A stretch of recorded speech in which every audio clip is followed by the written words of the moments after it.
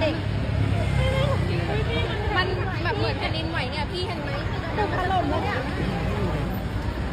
ก็เมื่อกี้รถขยุมเลยรถสั่งถล่มหมดแล้วอ่ะเข้าไปล็อกพื้นซักก่อนดีกว่าป้านั่งไหมแต่มันร้อนนะเนี่ยไปนั่งนู่นก่อนระวังรถ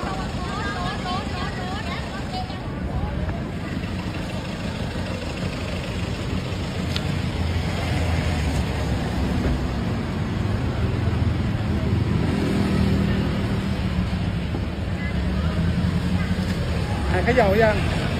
นี่หายเขย่ายังยังมีนิดอยู่